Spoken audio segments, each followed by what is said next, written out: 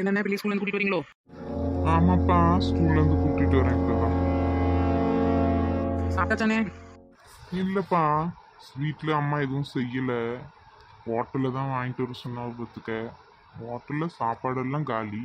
இப்போ போய் ஏதாச்சும் ஒன்று செய்ய தான் சொல்லணும் அவளை. நம்ம ஊர்ல எங்க 3 மணிக்கெல்லாம் சாப்பாடு இருக்காது, மணி 3 ஆயிட்டலாம். சரி நான் இப்போ பார்ப்போம். நம்ம வீட்டில் வாங்கலாம் சாப்பிட. இல்லப்பா, இருக்கட்டுப்பா, பரவாயில்ல, நான் கிளம்புறேன். அம்மா வந்துட்டேடி சொல்லும், வாங்க. சாப்பாடு எதுவும் கிடைக்கல பத்துக்க, ஏதாச்சும் செஞ்சிருஎன்ன. இப்போ என்ன செய்ய? தோசை சுட்டு சட்னி அரைச்சிருவோமா? இந்த மணி 4 ஆகுதுல்ல. சரி, அப்போ அதே பண்ணு.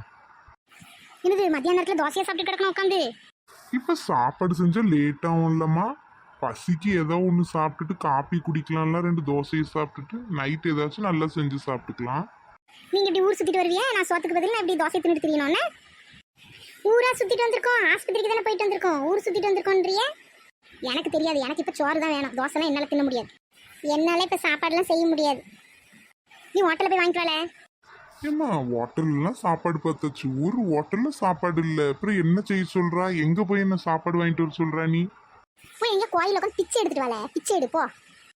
நீங்க போய் பிச்சை எடுங்க. ஏன் புருஷனை போய் பிச்சை எடுக்க சொல்றீங்க? நீங்க போய் உட்காந்து பிச்சை எடுத்து தின்னுட்டு வாங்க. இவனை பெத்ததுக்கு நான் பிச்சை தான் எடுக்கணும், போய் பிச்சை எடுத்து தான் தின்னணும். வேற என்ன பண்ண? ஏம்மா, சாப்பாடு இல்லாம ஒரு நாள் அட்ஜஸ்ட் பண்ணிக்கமா. ஏமா இப்படி அழுவுறா நீ? எதுக்கு எடுத்தாலும் உங்க அம்மைக்கு அழுவுறது தானங்க வழக்கம். காரணமே இல்லாம உட்காந்து அழுவாவ. அழுது வெளியே எல்லாருக்கிட்டையும் நம்ம என்னமோ கொடுமை பண்ற மாதிரியும் அவ என்னமோ கொடுமை அனுபவிக்கிற மாதிரி. இந்த உண்மையா கொடுமை அனுபவிக்கிறவன் நான் தான். இந்த வீட்டுல நானே கம்முன்னு இருக்கேன் அமைதியா. எனக்கு எதுவும் சாப்பாடுலாம் வேணாம்ல. நீங்க 3 பேரும் தோசை சுட்டு சாப்பிட்டுக்கங்க. இப்படி பண்ணாதம்மா, வேணும்னே சோறு பொங்காத மாதிரி பேசுறியம்மா. ஏமா இப்படி பண்றா? சண்டைய வளர்க்காதம்மா, சமாதானமா போமா.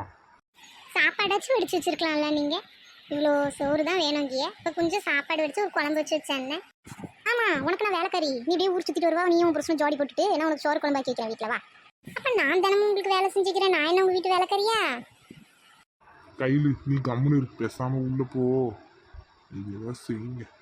ஆமா, என்னையே அடக்குங்க. உங்க அம்மாவை அடக்க முடியாது, என்னையே அடக்குங்க. நான் தானே இந்த வீட்டுக்கு இழிச்சவாய். நீயே இழிச்சவாய். இஷ்டப்பட்டு தானே எல்லாம் இங்கே நடக்குது. இதோ போனா உன் இஷ்டத்துக்கு வந்தா இதை தோசை சுட்டு தரா, எல்லாம் சாட போறாவ. அப்புறம் என்ன? யாரு இது? அம்மா அம்மா. ஏ தம்பி, நீயா? உள்ளவாப்பா. இவன் வேற இப்ப வந்து நிக்கானே. அம்மா, காசு மீதி காசை கொடுத்துட்டு போலாம் வந்தம்மா. இந்தாங்க.